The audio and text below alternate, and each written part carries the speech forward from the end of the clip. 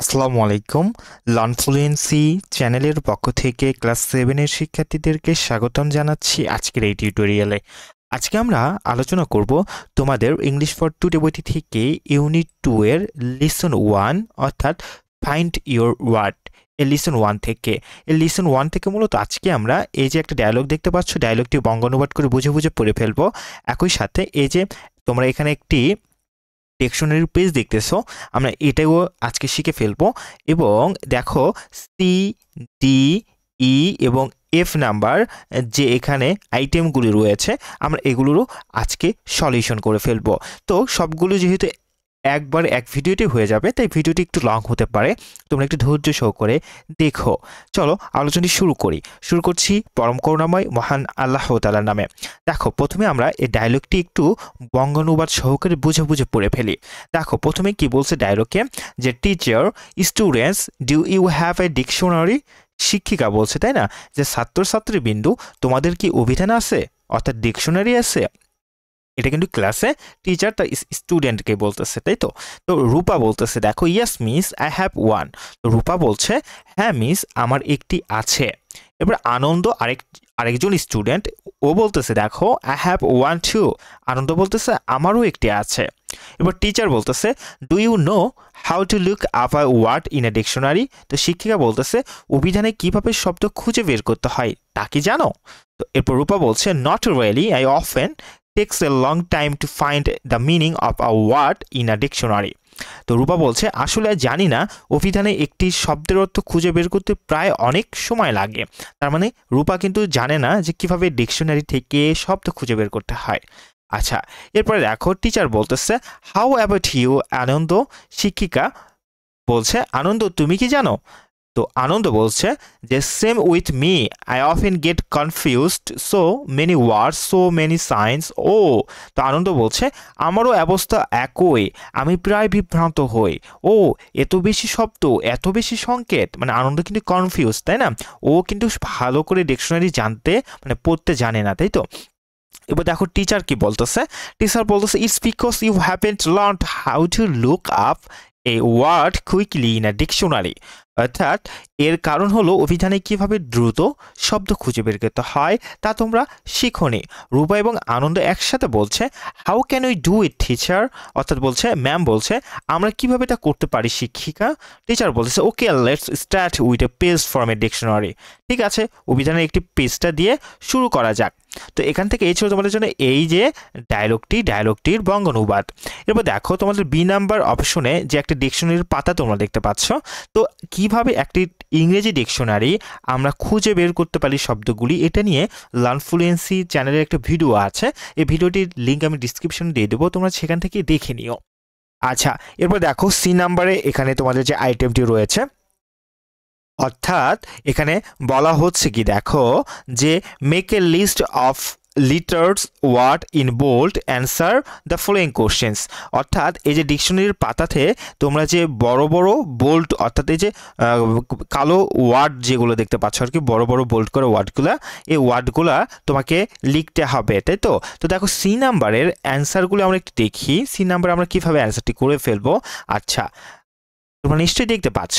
তো দেখো C number কি বলা হচ্ছে, যে মোটা হরফে লেখা বর্ণ শব্দবলীর একটি তালিকা তৈরি করো, নিচের প্রশ্নগুলোর উত্তর দাও, তাই না?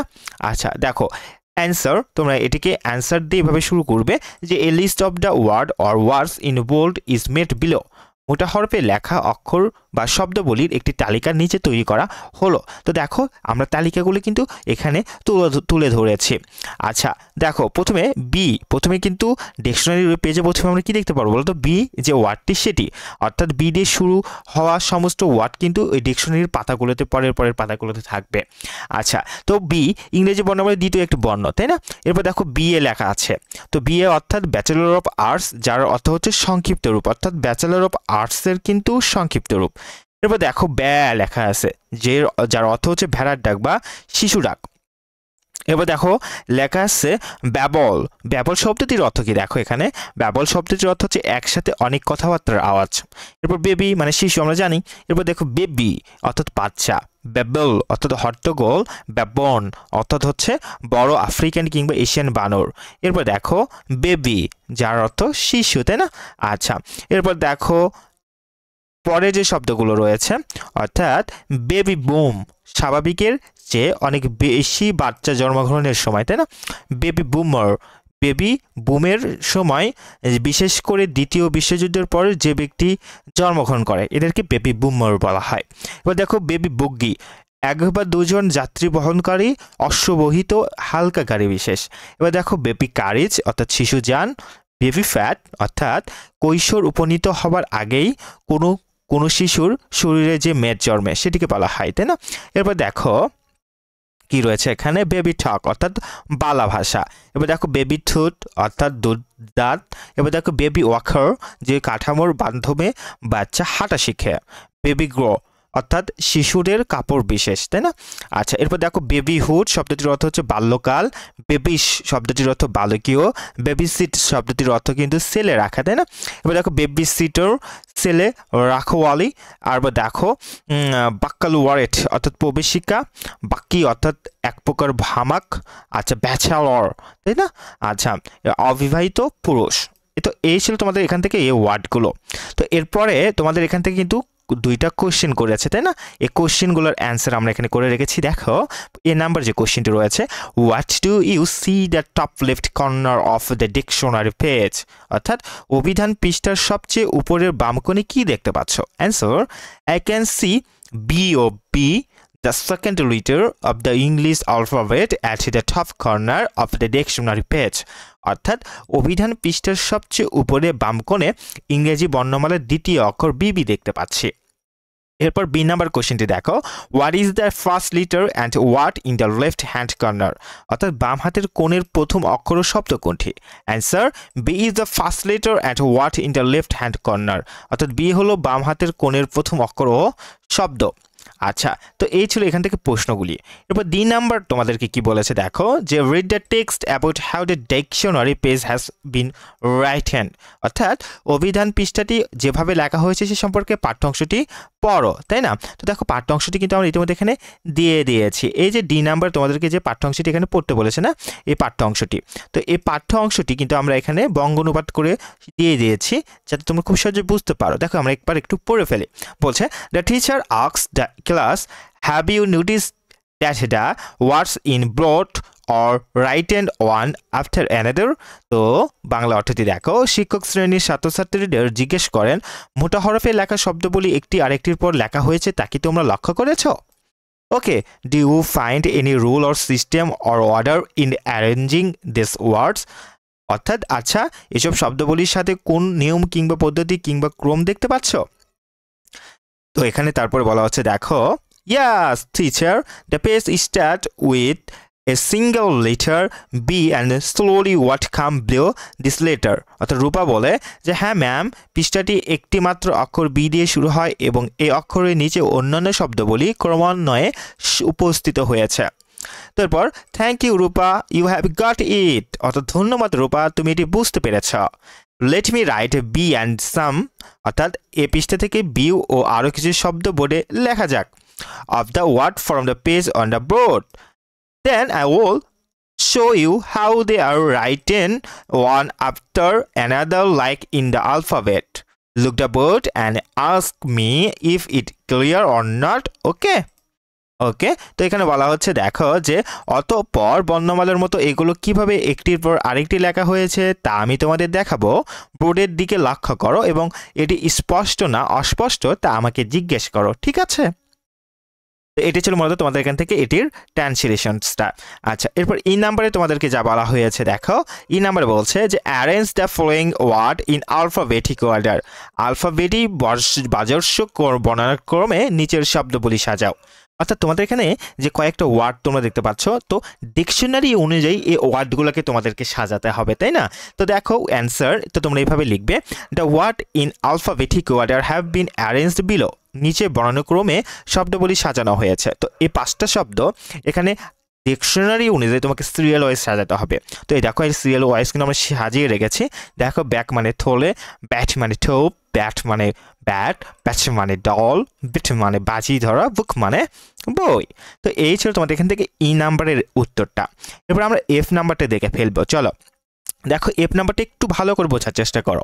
এফ এখানে কি বলা হচ্ছে? এফ বলা হচ্ছে look at the dictionary page again, আবার ডিকশনারিটি দেখো, তাই না?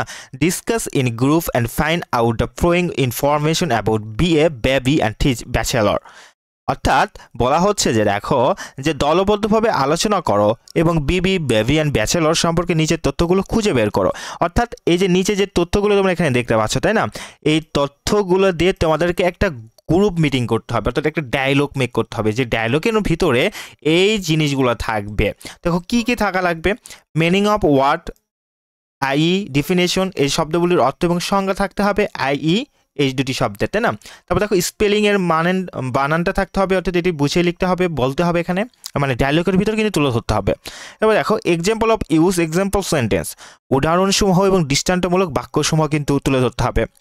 এরপর আরও কী কী তুলে ধরতে হবে ডায়লগের ভিতরে? দেখো যে grammatical information, parts of speech, irregular verb and plurals, countable or uncountable nouns, ব্যাকরণগত তথ্য থাকতে হবে, তাই না?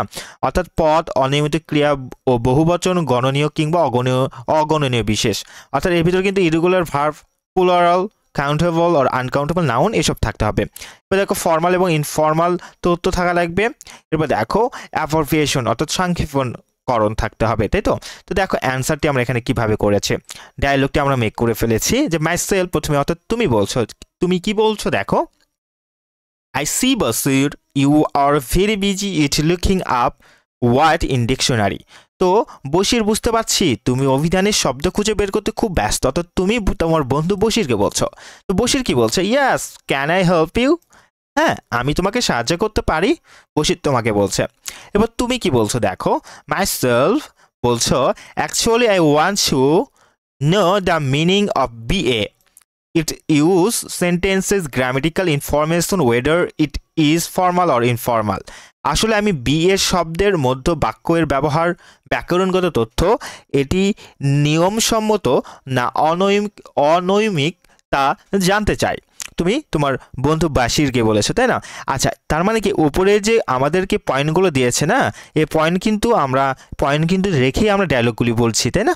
আচ্ছা, তো বশির কি বলছে? দেখো so far as I know it is the abbreviation for Bachelor of Arts is a first university degree in an arts subject. It is a countable noun. It is formal. It used in sentence is as follows. তো বলছে আমি যতদূর জানি এটি bachelor of আর্টসের সংক্ষিপ্ত রূপ।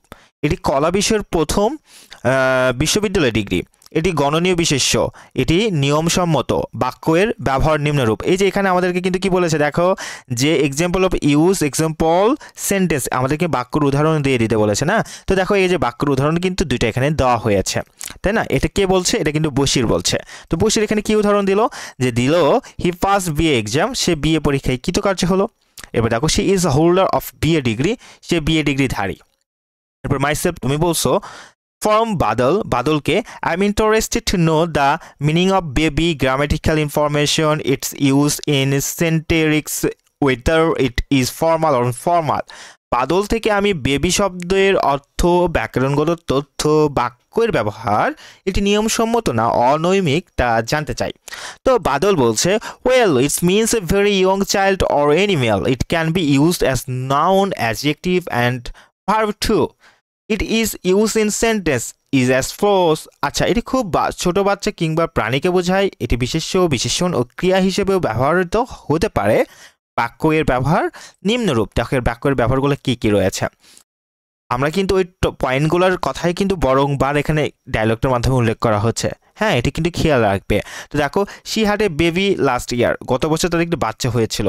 হি likes to eat baby carrots, সে কচি গাজর খেতে পছন্দ করে। শি বেবিড আস, তিনি আমাদেরকে নিজের সন্তানের মতো যত্ন দিলেন। But the word baby is formal, তবে বেবি শব্দটি নিয়মসম্মত, তাই না?